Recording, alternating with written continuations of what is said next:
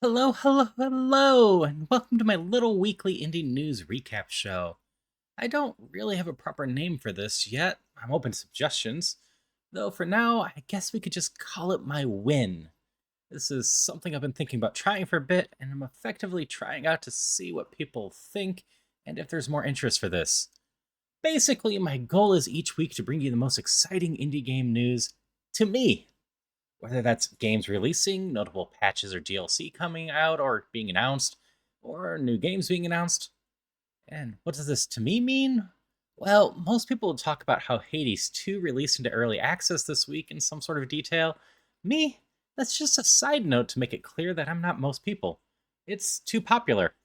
People will know about that. I don't need to talk about that. I'm excited for that, but talking about it doesn't really excite me because I don't think there'll be people that that's really news to. And I want the people that watch this video to be learning about stuff.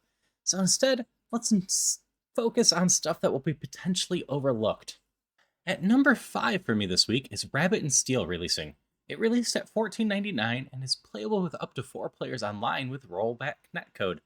I played the demo to this one a while back with my friends, and while we didn't fall completely in love with this game to the point where we're rushing out to get this one the day it released, we enjoyed it enough that I wanted to mention it and highlight that it's releasing this week, since it's a cute little co op game, and I've always loved co op roguelike games with lots of replayability.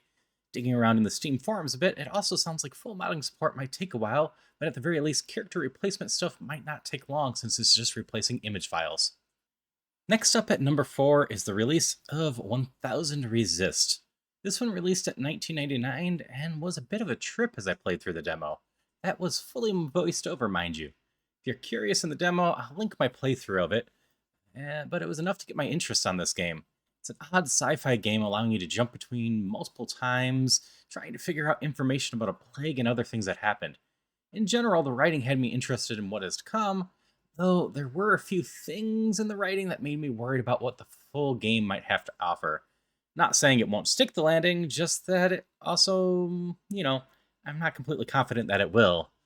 Either way, the demo was more than enough to get my attention and land its spot on my list here. At number 3 is the early access release of Abiotic Factor, which launched at $24.99. I will note that places like Green Man Gaming have this one as cheap as $15.99, so don't be afraid to check out third party stores.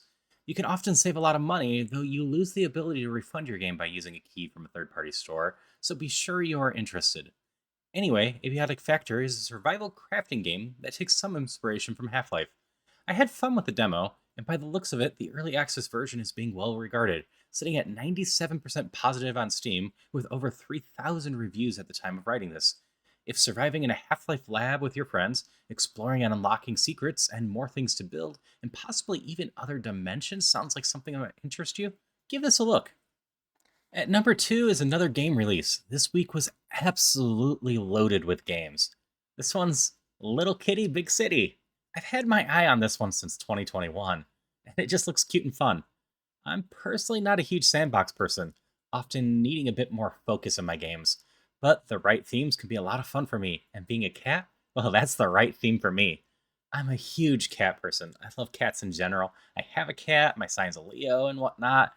If you let me play as a cat doing cat things, you likely have my attention. And that's exactly what Little Kitty is. You're just running around in a big city trying to get back home while being able to do cat things. I did a stream of this one, so I'll just link to that. But I'm recording this before the stream, so I can't be sure how it turned out. But I bet it was a lot of fun. And finally, at number 1 is not a game release, but some DLC being dated and priced. Wildermyth Omen Road was announced last year, and Wildermyth happens to be a game I adore playing with my friends. It's just a solid game with tactical combat, good writing, and a fun time all around. My friends and I actually only managed to get together for a few hours on Tuesdays, and we have over 100 hours on Wildermyth because it's a game we keep going back to and playing through. I plan on streaming this at some point, so look forward to that. But to get a bit more back on point, the new DLC not only adds a new campaign to play through, and I want to mention that the base game only has 5 campaigns, though it does have a ton of randomized events and can even randomize campaigns.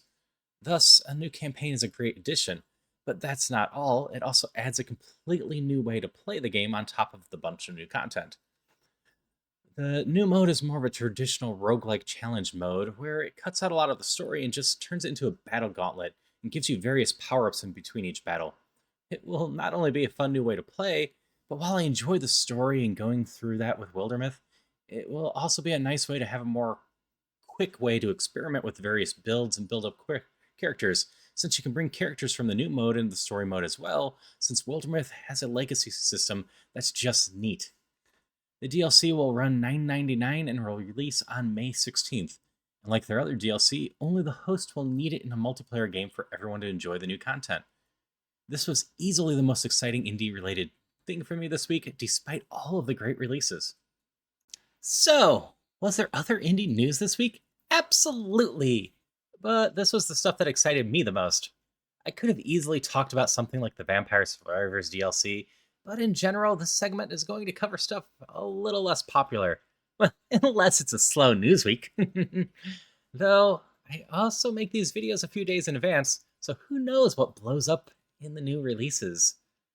Anyway, until next time, hope everyone stays well.